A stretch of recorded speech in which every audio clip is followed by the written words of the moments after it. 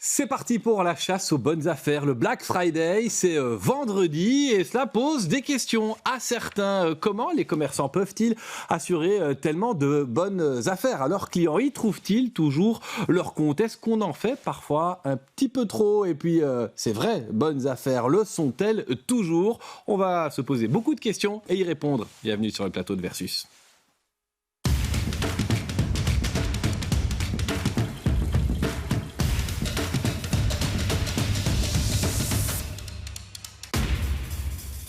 Quatre invités en studio. Nathalie Eloi, bonjour. Vous êtes la directrice commerciale du centre commercial bruxellois Dox. Vous allez mettre les petits plats dans les grands et on va voir comment ça s'organise en pratique. Julie Frère, bonjour, porte-parole de Test Achat. On veut évidemment savoir si ces bonnes affaires sont aussi bonnes qu'elles y paraissent. Et puis Andy Prévost, bonjour. Vous êtes porte-parole du CM. Vous allez porter la parole des plus petits commerçants. Est-ce que c'est toujours évident pour eux de proposer quelque chose dans le cadre de ces opérations? Maxence Lacroix, bonjour. Vous êtes chef d'entreprise, torréfacteur éthique et vous vous étranglez un petit peu devant toutes ces bonnes affaires. Vous avez donc lancé le Blue Monday. On verra de quoi il s'agit. Mais d'abord, la première question pour vous, Madame Eloi. Le Black Friday, c'est vraiment quelque chose d'important pour un centre commercial comme le vôtre? Je veux dire, important en termes d'ampleur et de retour clientèle? Bonjour Michel, oui effectivement, donc le Black Friday c'est un concept qui existe depuis plus de 10 ans, mais c'est un concept qui est amené à évoluer et donc on constate qu'on n'est plus du tout sur des achats frénétiques ou irrationnels, mais vraiment maintenant le Black Friday s'inscrit dans un calendrier commercial de style les soldes d'été, les soldes d'hiver, on pourrait comme dans certains pays l'appeler les soldes de mi-saison. Et vous mettez en place beaucoup de choses pour attirer une clientèle? Alors, il faut savoir que Dox Bruxelles a dans son ADN l'expérience client. On devrait le qualifier plus comme une destination qu'un centre commercial, destination touristique. Et donc, on travaille sur l'expérience client 360 jours sur l'année. Mais donc, il y a des choses spécifiques pendant la période Black Friday qui n'est pas qu'un vendredi d'ailleurs, on va y revenir. Mais... Voilà, donc il y aura des choses spécifiques pour le Black Friday, dont une collaboration avec Red Bull qui va animer le centre commercial avec du DJ set, du football freestyle, également de la distribution de boissons pour donner de l'énergie à nos clients pour leurs achats. Mais on va essayer de ne pas citer trop de marques quand même. Voilà. Et également une black box qui permet une immersion de notre client dans une box noire pour gagner des cadeaux. Chaque client sortira avec un cadeau. Mais vous avez des chiffres? Je veux dire, il y a plus de monde qui vient dans un centre commercial comme le vôtre pendant cette période-là. Ça vous permet d'attirer vraiment des gens qui sinon ne viendraient pas? Alors, ça attire évidemment plus de clients, puisqu'on le sait, c'est plus de bonnes affaires.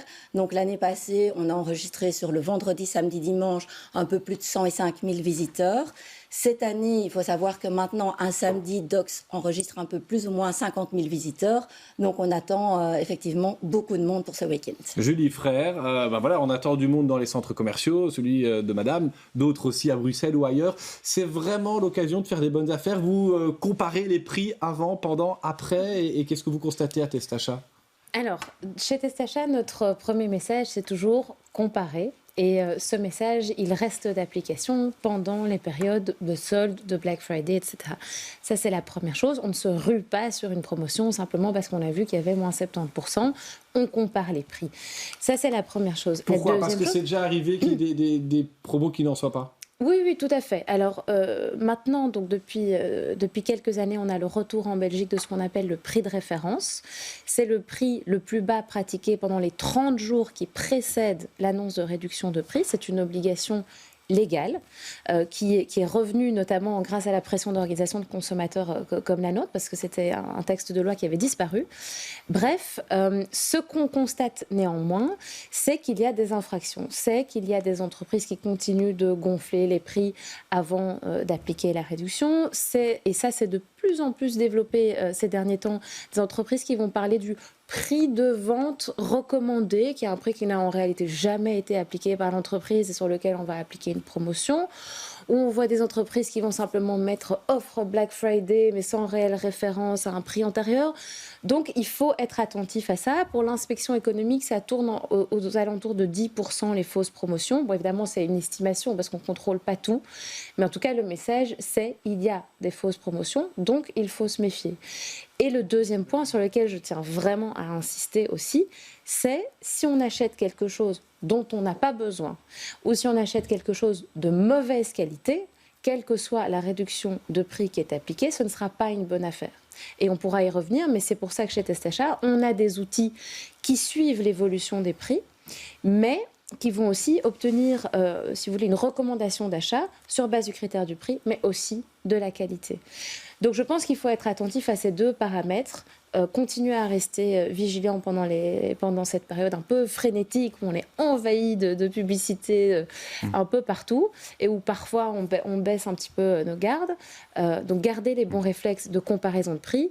Et puis, vous dites que c'est une période où il y a moins d'achats impulsifs. Moi, j'ai l'impression que c'est une période où il y a beaucoup d'achats impulsifs. Donc, j'encourage les gens à rester vigilants, à prendre le temps de la comparaison. Andy Prévost, c'est important aussi pour les petits commerces. On associe le Black Friday à des grandes campagnes de promotion, des grosses chaînes commerciales. Mais le petit commerçant, il parvient à participer, il peut y gagner quelque chose aussi. C'est compliqué. On assiste dans les remontées de terrain des commerçants et des petites et moyennes entreprises qui sont concernées à des difficultés. Donc, il y a 3 types de comportements. Le premier, ce sont des entreprises, des commerces qui estiment ne pas avoir leur place dans ce dispositif et donc qui décident de ne rien organiser pour ce genre d'activité. Il y a des commerces qui décident de se battre, d'essayer, de tenter, de s'aligner sur les plus grandes chaînes et donc de proposer une action ou une initiative. C'est compliqué pour eux également. Et enfin, on a des commerces qui profitent de cette occasion pour faire de la liquidation. On liquide les stocks avant la période des fêtes. Nathalie et Loa, dans un centre commercial comme Docks, il y a des grandes enseignes et des plus petites. Est-ce que tout le monde joue le jeu et puis, est-ce que tout le monde joue le jeu, je vais dire, de la même manière? Est-ce qu'une grande enseigne, quelque part, fait ruisseler sa clientèle sur tous les commerces? Alors voilà, moi j'ai fait un petit peu le tour de mes enseignes. Effectivement, les plus petits commerçants, donc les indépendants, proposent également des offres Black Friday. Mais il faut savoir que dans un shopping, dans un centre commercial avec une forte fréquentation et encore plus le week-end du Black Friday, c'est profitable également pour les petites entreprises. Pourquoi ? Parce que forcément, le client se balade, il visite, il ne va pas forcément aller voir que les grandes enseignes, il peut passer chez les petits commerçants et même acheter sur des offres qui ne sont pas Black Friday. Et donc quelqu'un qui viendrait acheter une télé à 50%, il va peut-être acheter d'autres choses. Voilà, on ne va pas citer de marque, mais un plus petit indépendant, c'est l'avantage des centres commerciaux. Mais Andy Prévost n'a pas l'air ultra convaincu. Pourquoi ? Pour la simple et bonne raison que dans ce cas-ci, c'est tout à fait admissible, j'entends l'argument. Néanmoins, tous les commerces n'ont pas la chance d'être situés dans des zonings, dans des zones d'activité économique importantes. Donc, il faut aussi tenir compte du fait que des commerces dans des rues moins fréquentées, qui ont des produits différents, qui se prêtent moins à des opérations du style Black Friday. On peut tenir compte également du public. Donc, tous les commerces n'ont pas la chance de pouvoir bénéficier de cet avantage-là. Alors, il y a ceux aussi qui décident de ne rien faire. Monsieur Lacroix, c'est votre cas. Vous vous étranglez. Pour vous, le mois des bonnes affaires, c'est le mois de quoi ? C'est le pire mois de l'année ? Alors, on ne fait pas rien, donc ça c'est important de le dire, c'est qu'on fait en fait un peu un anti-Black Friday d'une certaine manière. Je m'étrangle pas parce que je pense qu'il faut respecter les choix de tout le monde, ça c'est important quand même de le souligner. Notre point de vue est qu'il y a de la surconsommation dans ces moments de l'année à cause du Black Friday et des périodes qui entourent le Black Friday, on l'a cité. Et notre ambition c'est de ramener les consommateurs face à leurs responsabilités aussi sociétales en réfléchissant à ce qu'ils achètent. Je pense qu'on est assez aligné avec Testachat sur la question, pas seulement au niveau du prix, du besoin, de l'utilité du produit, mais aussi au niveau de l'éthique et de l'éco-responsabilité du produit. Parce qu'on le sait, le Black Friday va générer des achats compulsifs, majoritairement, les expériences, les statistiques sont là. Et nous, ce qu'on veut, c'est promouvoir une autre méthode de génération de bonheur, si je peux dire, parce qu'on a très fort un bonheur qui est lié à l'achat, au comportement d'achat, alors qu'en fait, on peut être très heureux en consommant ce qu'on a et en le gardant le plus longtemps possible. C'est pas la première année du Blue Friday. Vous remarquez que c'est quelque chose qui commence aussi à générer des petits. Vous avez des retours ? Surtout au niveau des participants. En fait, au début, on se sentait un peu seul en Belgique. Aujourd'hui, on a plusieurs dizaines de marques qui nous suivent en fait, dans ce concept-là. On n'est pas d'ailleurs les initiateurs, mais on rassemble une série de marques qui le font. L'idée est d'essayer de conscientiser ensemble. Au niveau des consommateurs, c'est difficile parce que comme on ne promeut pas spécialement une augmentation de la consommation, on n'en voit fatalement pas, et c'est tant mieux d'une certaine manière. Mais on a l'impression en tout cas que les gens sont de plus en plus conscients qu'ils ont une responsabilité dans leur comportement d'achat. Nathalie, Éloi, parlons de manière très franche. Si un centre commercial aussi important que le vôtre ne fait pas le Black Friday, ne met pas le paquet, vous avez dit, patinoire, DJ, etc., d'autres vont le faire pour vous. Et donc, vous allez perdre de la clientèle. C'est aussi simple que ça, un petit peu? Mais comme je vous l'ai dit, c'est dans l'ADN du centre commercial de faire de l'expérience client et on n'attend pas le Black Friday pour cette expérience client et on n'attend pas surtout le Black Friday. Non, mais vous faites des choses en plus pendant le Black Friday. Est-ce que si vous ne faites rien en plus, vous allez voir tous vos clients aller ailleurs ou vous allez simplement rester à votre chiffre d'affaires ordinaire? Non, je pense que on restera au chiffre d'affaires ordinaire, mais ce que je voulais dire par l'expérience client et les avantages socio-économiques, socio-écologiques, Docs a un rôle à jouer et il n'attend pas le Black Friday. Donc, par exemple, on a lancé la patinoire qui ouvrira en même temps que le Black Friday, une patinoire 100% écologique.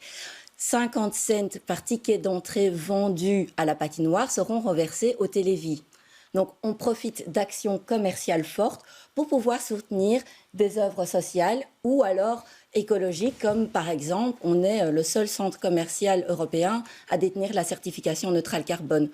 Donc, en tant que Docs Bruxelles, on conscientise et on a évidemment cette notion des actions socio-écologiques. C'est un peu devenu obligatoire aussi, on doit montrer qu'on fait quelque chose, sinon on prend des coups, non, quand on est une entreprise commerciale. On doit montrer qu'on a des gestes plus responsables, non? Oui, voilà, tout au long de l'année, on a également on soutient l'association Scale Dog, qui en fait est une association qui forme des chiens guides pour des personnes qui ont une déficience visuelle. Donc ça, c'est tout au long de l'année qu'on le fait, pas uniquement au Black Friday. Vous l'avez dit, le Black Friday, c'est arrivé il y a une dizaine d'années. On remarque, Julie Frère, que cette période de promotion, en fait, c'est pas juste un vendredi, ça s'étend aussi avec les années au fur et à mesure que ça s'implante. Et l'année passée, donc grâce à l'outil de suivi de prix qu'on a, on avait commencé à voir vraiment toute une série de bonnes affaires arriver à partir du 14 novembre. Cette année, ça s'est avancé encore de 4 jours. Donc, c'est à partir du 10 novembre qu'on a déjà vu des vraies bonnes affaires. L'année passée, ce qu'on a vu, c'est que vraiment le jour du Black Friday en tant que tel restait le moment avec les affaires les plus intéressantes. Et donc, je rappelle que notre outil, quand je dis les affaires, je ne parle pas que du prix, je parle toujours de rapport prix et qualité, suivi du Cyber Monday, donc le lundi qui suit le Black Friday. Mais je viens de faire avec mes collègues un peu le bilan déjà de cette première période et on suit plus de 17 000 offres avec 28 catégories de produits sur notre site. Et aujourd'hui, ce qu'on constate, c'est qu'il y a un peu moins de 24% de ces 17 000 offres qui sont réellement intéressantes, qui sont réellement de bonnes affaires sur base des 2 critères que je vous ai cités, c'est-à-dire le prix et la qualité. Et ça veut dire quoi? Que tous les commerces ne jouent pas le jeu? Ça veut dire que comme je le disais tout à l'heure, donc ici, je ne suis pas en train forcément de parler de fausses promotions. Il y en a aussi. Donc, comme je vous le disais, on fera le bilan aussi à la fin de cette période et on transmettra les constats d'infraction à l'inspection économique. On en a déjà constaté. Ça, je pense qu'il faut continuer à le faire. C'est notre rôle aussi. Ce dont je parle ici, c'est en réalité, c'est quoi une offre réellement intéressante pour Testachat? C'est une offre avec un prix attractif et pour un produit qui a obtenu un score de qualité excellent à nos tests. Et ce n'est que si un produit répond à ces 2 critères-là qu'il va être qualifié de bon deal. Donc on a ce site internet chez Testachat qui est ouvert à tous et toutes gratuitement, où vous pouvez chercher un produit vraiment particulier, une marque en particulier. Vous allez voir le meilleur prix pour ce produit-là avec un tel score de qualité. Le mieux, c'est de l'acheter à tel endroit. Donc, c'est très spécifique. Ou vous pouvez chercher par catégorie. Si vous vous dites, ça fait très longtemps que j'ai envie de m'acheter un téléviseur, vous allez pouvoir chercher le téléviseur, le score de qualité et le prix. Mais donc, j'insiste, ce n'est que si on répond à ces 2 critères qu'on va être qualifié de bon deal sur notre site. Et donc, même un produit qui aurait, par exemple, une promotion intéressante, mais qui a un mauvais score de qualité chez nous, sera qualifié de mauvais deal. Et donc, est-ce que ça arrive qu'on amène des produits, moi j'ai entendu ça en préparant l'émission d'aujourd'hui, qu'on propose uniquement pendant la période du Black Friday certains produits que les commerces ne vendent pas pendant toute l'année, et donc certains se disent mais est-ce que vraiment je fais une affaire, est-ce que je n'aurais pas payé le même prix à un autre moment? Est-ce que ça c'est quelque chose qui a déjà été constaté? Je n'ai pas constaté personnellement, mais vous l'avez entendu aussi. En tout cas, il y a ce genre d'initiatives qui ne sont pas très vertueuses et qui se voient, ce qui n'est pas une bonne nouvelle, je trouve. Et je voudrais rebondir sur l'aspect qualitatif que Testacha met en avant ici, ce qui est, je pense, une bonne chose. Et j'aimerais inciter Testacha à aller encore plus loin pour qualifier une bonne affaire avec des paramètres supplémentaires comme le respect, par exemple, de la source, de la manière de produire ou le respect de la terre, tout simplement, dans le cadre écologique d'un produit. Oui. On fait des tests de durabilité, mais c'est donc pour toute une série de produits. Il y a un aspect durabilité qui est pris en compte dans nos tests. Donc, on va simuler la durée de vie, par exemple, d'un lave-linge, etc. Donc, c'est une des dimensions qui est prise en compte dans nos tests. Donc, pour obtenir un bon score de qualité, il faut aussi avoir des exigences à ce niveau-là.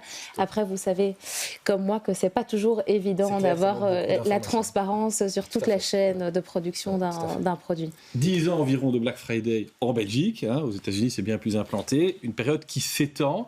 Ça devient une concurrence avec les soldes. Est-ce qu'il faut revoir les périodes de soldes, Monsieur Prévost? On sait que pour les petits commerçants, c'est pas toujours évident non plus. Voilà, et il faut attirer le chaland, quoi. Donc, en fait, il y a deux éléments dont il faut tenir compte ici. Le premier, c'est la raison d'être des soldes qui constituent une occasion bien déterminée à des moments bien définis de l'année pour le commerçant de liquider ses stocks et de reconstituer sa trésorerie. Donc ça, pour UCM, il faut revoir cette période-là ou pas? Ça, c'est le premier aspect. Le deuxième aspect, c'est que la période des soldes est déjà bien réglementée, bien définie. On sait qu'est-ce qu'on peut y faire, comment on doit faire les choses, durant quel laps de temps, c'est bien défini. Le Black Friday, même si l'idée de départ, c'était de liquider les stocks, c'est désormais une opération qui est davantage marketing et qui n'est pas soumise à ces règles-là actuellement. Et donc, nous, ce qu'on demande, c'est dire, attention, il faut clarifier les règles du jeu. Nos commerçants ne sont pas capables pour le moment de jouer selon les mêmes règles que les plus grandes enseignes, s'aligner sur les plus grandes enseignes qui ont des perspectives et des possibilités d'optimisation fiscale, de délocalisation de certains outils de production ou de gestion. Ce n'est pas possible pour le commerce de proximité. Donc on demande des règles du jeu qui soient égales. Est-ce que, Madame Eloi, du côté des centres commerciaux, on doit aussi être attentif à ça? On ne peut pas faire n'importe quoi. Vous ne pouvez pas balancer un panneau réduction moins 30% sans une forme de vérification et un cadre aussi. Non, tout à fait. On suit la législation, mais quand on discute avec les locataires, lors de mes réunions avec les locataires, on n'a jamais évoqué de changer les périodes de solde. Et le retour de vos locataires, finalement, c'est quoi? C'est qu'effectivement, des opérations comme le Black Friday leur ramènent à tous plus de monde? Oui, parce qu'en fait, pour moi, quand je disais que les consommations ne sont pas frénétiques et c'est plus réfléchi, je pense que quelqu'un qui a par exemple, son lave-vaisselle qui tombe en panne sur le mois d'octobre va attendre le Black Friday, les offres en tout cas du Black Friday pour changer son matériel. Et ça, c'est très bien. Oui, et ça, c'est très bien. Donc ça, c'est un acte d'achat réfléchi.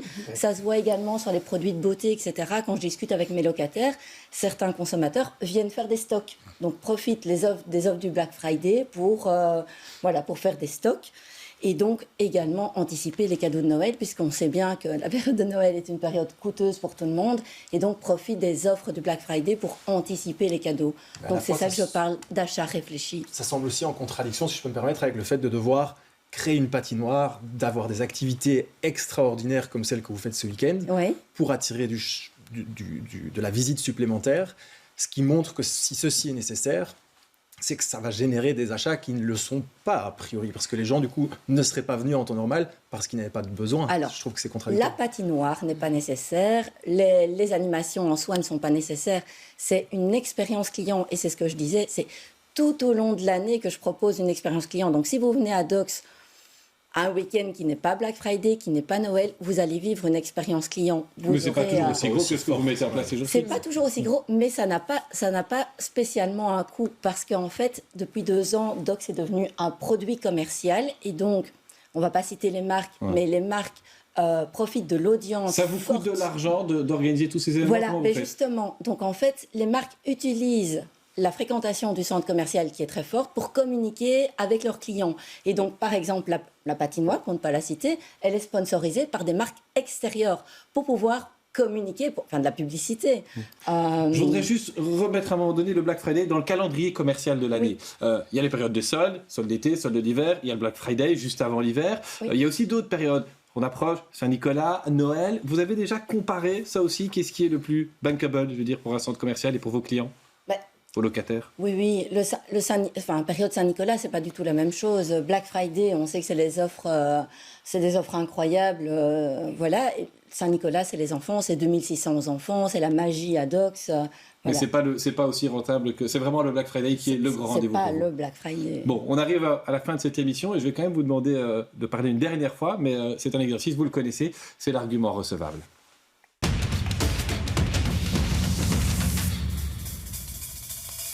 Andy Prévost, est-ce que vous avez entendu un argument recevable quelque part autour de la table? Pas chez vous. Je retiens le propos de ma consoeur Julie Frère concernant le besoin de contrôler, de procéder à davantage de contrôle, notamment en matière d'application du cadre légal. Les commerçants ont besoin d'avoir des règles du jeu qui soient claires, qui soient définies.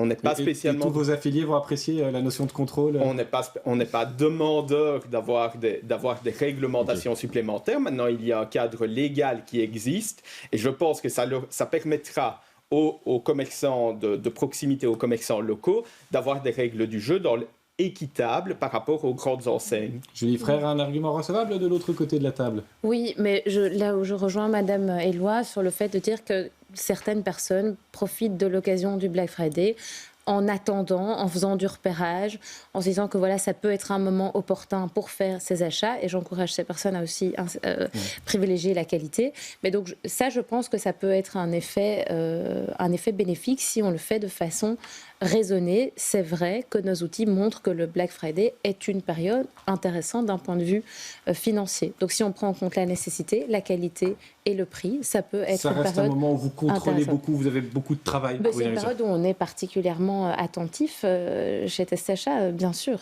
Madame Éloi, vous avez entendu quelque chose de recevable, peut-être, chez Maxence Lacroix? Mais moi, j'ai entendu. Ou chez Testacha. Mais j'ai entendu chez Andy et je le rejoins. Effectivement, toutes les petites entreprises qui sont décentrées, etc., peut-être que c'est plus compliqué pour elles, effectivement, de faire face aux offres du Black Friday. Et vous les incitez à venir s'installer au Docs. Voilà. Maxence Lacroix, allez, vous devez trouver un argument recevable chez Madame Éloi. Très difficile pour moi. J'allais prendre aussi le fait des petits commerçants. Je vais rejoindre le seul avis avec lequel je suis d'accord chez vous, c'est effectivement le fait d'avoir un vrai besoin pour passer à l'achat.